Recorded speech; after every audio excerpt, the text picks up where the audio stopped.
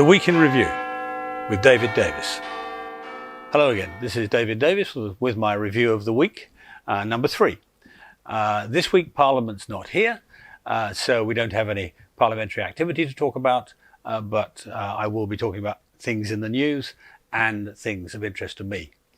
Because Parliament's not here, the place is covered in scaffolds and work's going on everywhere, so you may just hear the odd drill or the odd hammering in the background, so please forgive that. Many of you may know I've got a grandchild who has a genetic illness. It's called SYNGAP1, and it handicaps her mental abilities. It gives her lots and lots of fits every day and means she finds it difficult to speak and various other things. These days, we are facing a huge leap forward on a variety of technologies which may help people like Chloe and others who are subject to genetic diseases. On the one hand, a report recently presented to the Secretary of State for Health by Ben Goldacre shows how for the first time we can actually access properly all of the data in the health service for research purposes without handicapping or without taking a risk of serious privacy breakdowns. So we can actually now use the data. Secondly, we have got more accessible data in other respects, in particular genome sequencing. Some years ago it cost vast amounts of money to sequence a genome, $100 million, something like that.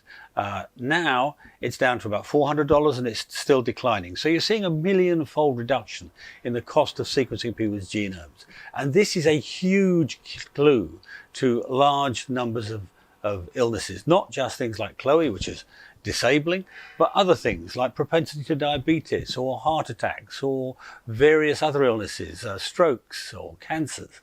And it seems to me that we're at a stage where we could actually sequence all children, about 500,000 a year, and frankly also all people, all elderly people for that matter, suffering from a variety of diseases, and use that both for research but also for forecasting the sorts of illnesses that children will have, so may help govern their lifestyles. If they're susceptible to a heart attack later in life, it would be worth telling them maybe a bit earlier so they can take action accordingly. If they're susceptible to cancers, the same sort of thing.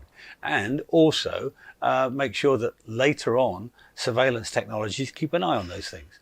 So my thought is that what we should be doing is looking effectively to sequence the whole population, of course with extremely strict controls to protect people's privacy.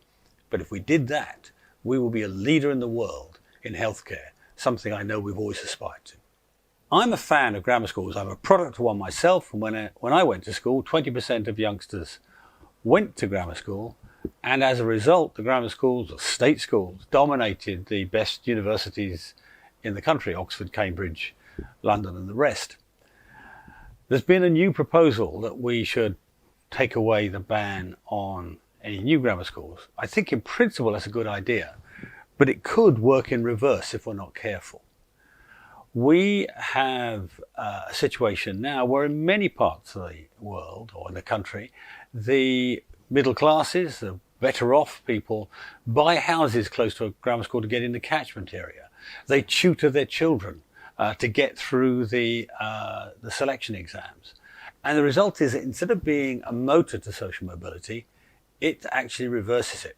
Now, it's not true everywhere. There are places like Lincolnshire and others where grammar schools are universally available. But we have to be careful. When we do reintroduce grammar schools, if we do, we ought to make sure that there are enough of them in any given area that everybody gets a chance, that one sector of society can't steal a march on the others. So it's a good idea in principle, but let's not let the headline be the enemy of the outcome. 2 weeks ago, I called on the government to use the National Security and Investment Act to block the acquisition of Newport Wafer Fab, the largest microchip factory in Britain, by a Chinese company. In the last few days, the government rightly decided to use the Act to conduct a national security assessment of the acquisition. Free trade, Innovation, overseas investment are welcome in this country, indeed vital to this country, but this cannot be at the cost of our national security and independence.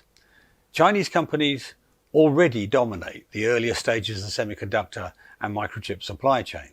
The National Security and Investment Act gives the government 30 days to investigate and allows it to act retrospectively. I hope the government realizes in that period that to ensure our cybersecurity and resource independence, we cannot allow states like China to monopolize vital supply chains. Well, that's it for this week. I hope you enjoyed it. Parliament returns next week and we'll go back to our normal format. It's been quite interesting for us so far. I hope you've enjoyed it. If you do, then click on subscribe, and if you like it, click on like. Thank you.